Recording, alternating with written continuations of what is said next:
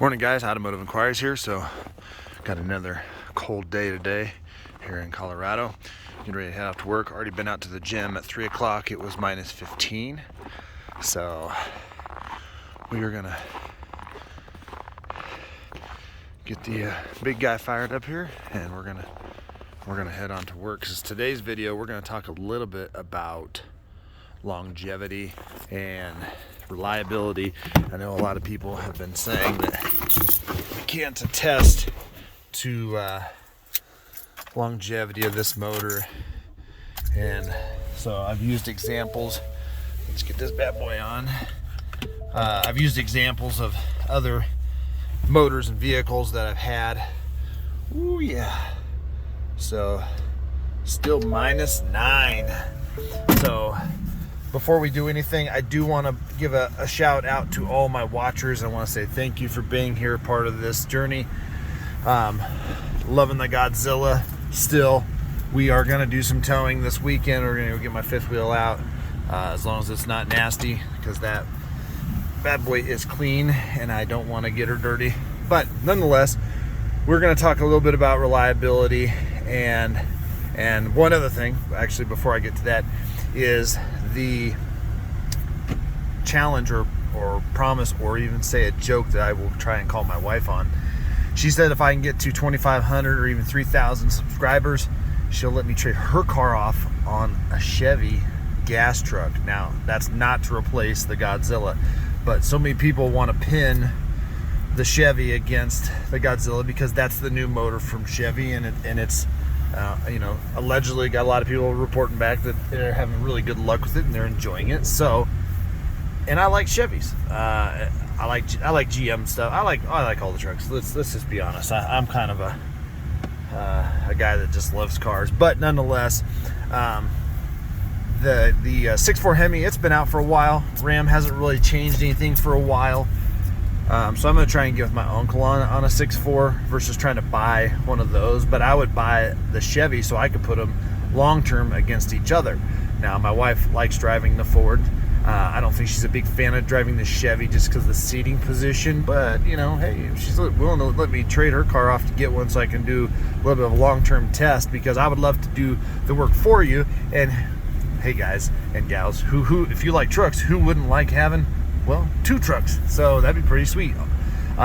So nonetheless, if we can get up there in subscribers, then I'll be able to buy another Chevy and just have 2 trucks in the driveway, and we'll pull with one and drive one, and pull with one and drive one, and we'll compare the two. And then hopefully, if you're bouncing between a GM and a Ford, that'll help you a lot. When it comes to the Ram, I've had lots of Rams. Like I said, unfortunately this summer we had 2 6.4 Hemis. Both of them died. One of them actually left me on the Ike Gauntlet. I was pulling about a 6,000 pound generator, so not a big deal for it, and it died. And it was on the holiday weekend. I felt like such a schmuck blocking the road, but it wasn't my fault.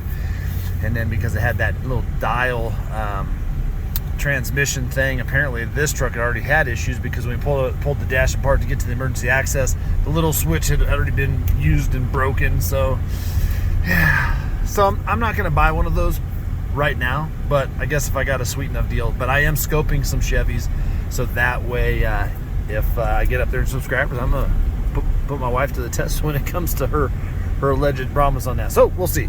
Anyway, so longevity and everything like that. I want you guys to understand that, yes, I've only had my Godzilla for a short time. I love the thing. I'm willing to give it a chance. If it breaks, that sucks. I'll deal with warranty and stuff like that. But I'm going to over-maintain it. I'm going to treat my vehicle well. And I don't think I'm going to be in that 1 in 500 that has the issue, okay? My video to come on why lifters fail. There could be a lot of stuff going on. It could be actually the metal composition of the bar stock they're making those out of. There can be so much. It could even just be something as oil pressure, or even say a torque spec that's causing this issue, and that's an easy tweak. All right, so please go into the comments and everything of a lot of these videos. If you own a Godzilla and you've had problems with it, please post. If you have a Godzilla and you've had great luck with it, please post. I've talked to outside haulers that are running this motor a lot now just because it's cheaper and they've had really good luck with it. They're in the hundreds of thousands of miles, because if you don't know what an outside hauler is or a hot shotter, those guys drive for a living. They drive smaller trucks like this, f350s, f250s, and they use these instead of semis to haul freight or campers or whatever across the country. And they are actually really loving them. So if those guys can abuse them, because those guys just constantly move their trucks and pack the miles on such a short time, I say that's good. Now, if you have a GM you've had good luck, please do post all of that. This is kind of where my channel is supposed to be, is create conversations for everybody. So when people say, well, you can't speak to that, well, I got a lot of people and watchers that are commenting saying that they've had great luck, and unfortunately we've had a few that have had bad luck, and you know that sucks, because you spend your hard-earned money on something like this and it breaks, or you're out of your truck because it's getting warranty work, and it sucks. But at the end of the day, that is a part of life. You know, you can wake up and have a dead battery. Does that mean all batteries are dead or are crap? No, it just means your battery failed. You got to get a new one. We don't just write it off. All right. But as for my, things, I've put myself out on a limb throughout my vehicle ownership history and bought a first year Chevy Avalanche. It was one of the best trucks I've ever had. I've went out and bought first year of everything, it seems like, because I've had a lot of cars. Some of the vehicles I've kept long term, 80,000 miles, which is a lot for me. The Avalanche actually went over 200,000. I had an S10 that went over almost 300,000. It's like I'm not afraid to take a chance on these, because that's how I learn and enjoy things. But nonetheless, I bought a six liter diesel after the 7.3, and put it in perspective, got up to about 80,000 miles, not a problem. Over maintained it, ran like a champ, loved the way that thing sound, way it drove. Very simple truck, very great. That truck has been sold, and I know the people, it now has well over 120,000 miles, still trucking. That motor was written off almost immediately because it had problems, and a lot of everybody else kind of classifies it as the worst diesel ever. I actually had a lot of good luck with it. A lot of people had good luck with it. Some people have not had good luck with it. That is just kind of the run of the mill. Here we go, 6.4 Power Stroke, the predecessor to the 6.7, and people wrote that motor off. It's the worst ever, and it has all these problems with cavitation and whatnot. Okay, well, I had mine up to 80,000 and not a single problem. Never shut it off when it needed DPF regen. If it said I had to drive, I went for a drive, and that truck was excellent.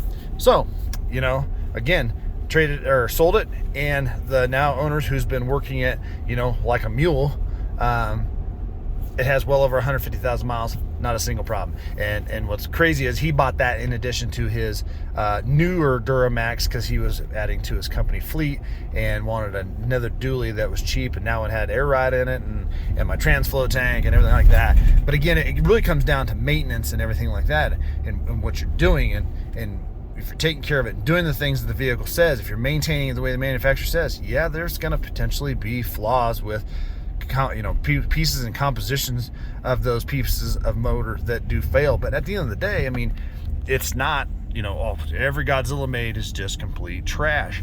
So I love when people get on here and say, man, this is great. Here's another example. I bought an 11 6.7 and Power Stroke. That thing was in the shop so many times, I had literally 2 months. I decided to trade it because I was just like, I can't make payments and rent a car and have them figure out what's going on. I don't even know what's going on with it. But did I poo-poo and squash Ford? No, I did not. I've actually only had one vehicle ever leave me on the side of the road, and that was one of my Ram Cummins with the ASIN. And so it left us on the side of the road on a cold winter day, and they had to pull it up to Glenwood Springs, and they just could not figure out what in the heck is going on. They flew out an engineer from Detroit to work on the ASIN. Inevitably, they had to replace the transmission. Shortly after that, I let go of that truck, bought a 6-liter GMC. That truck was pretty good for being what it was. And then I was quickly back into Ram. So, I've had motors from just about everybody. I've had a diesel that's just about every diesel that's been made in a truck of the big three. I've had one of those diesels, and each one has had their own issues and whatnot. And I just don't think that, you can write something off because it has issues, because that's a potential with everything. So now this is where I challenge all the people watching. If you got one, put it in the comments. You don't have to put a big War and Peace. Say, hey, I got a Godzilla, 20 Godzilla, 100,000 miles, no issues. Or, hey, I got a 20 Godzilla, 5 miles, horrible truck, traded it. That's totally groovy, because I think it puts it into context, because I think there's so much information out there, misinformation, and then it gets glorified because, every motor is just going to fail. That's not necessarily true. But like I said, I want to talk about longevity, because that seems to be a question that people come up and say, well, you can't attest to that because you haven't had it long enough. And you are absolutely right. But I'm working my way up to that. But according to what most people are saying is I should just skip this motor entirely because it's going to fail. They don't even want to give it a chance. And so I think at the end of the day, you have to make the best conscious decision what works for you, where your brand loyalty lies. If you have no brand loyalty, then you got to go drive all of them to see which one might work for you, find the right truck, find the right price, and work that deal that way.